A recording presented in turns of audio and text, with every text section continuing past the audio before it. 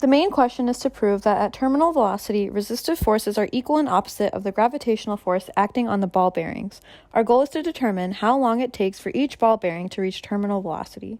Our main findings show that the more viscous a liquid, the longer it takes for the ball bearing to reach terminal velocity. For this project, we used several different physics models in order to understand our data.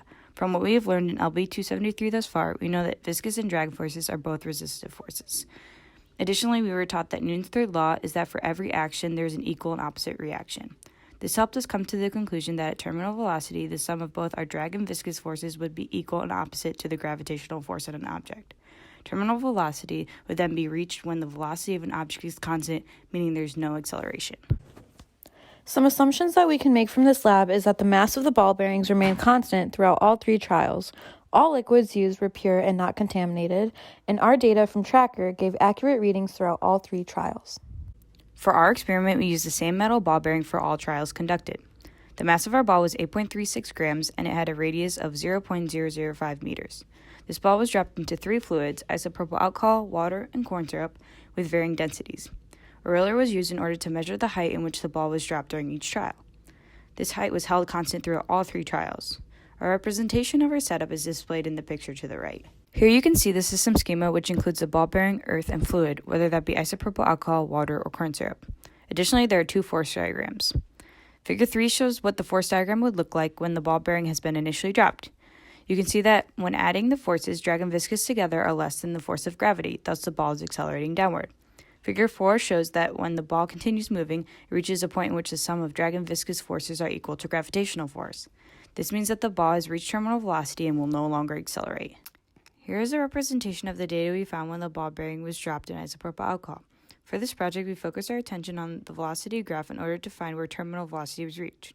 For this liquid in particular, it was harder to tell where terminal velocity was reached due to the ball hitting the bottom of the graduated cylinder.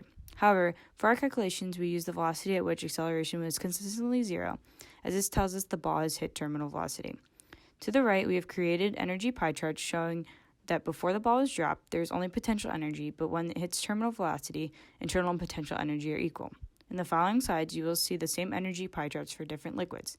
This is because the only real difference between the trials with different liquids was the time it took to reach terminal velocity.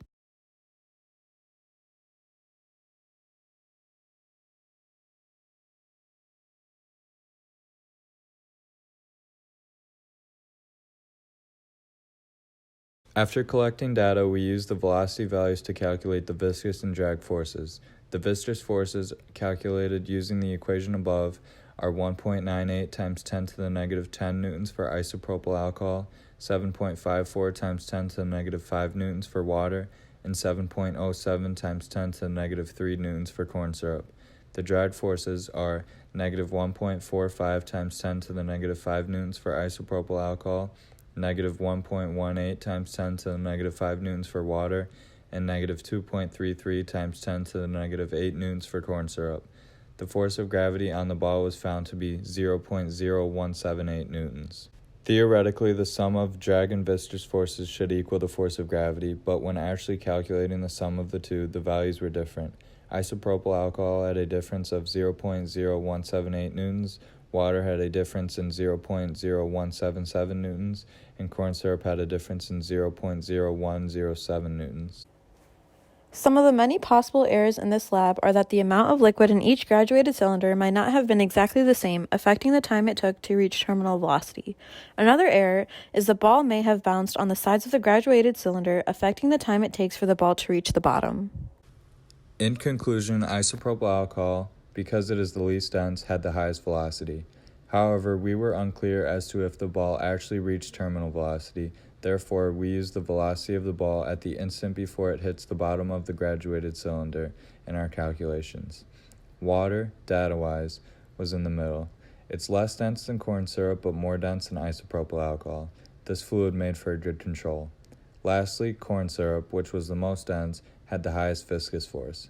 Overall, we can conclude that, in general, the sum of the viscous and drag forces equals the force of gravity, as there was only a minimal difference in the actual sum of viscous and drag forces and the force of gravity.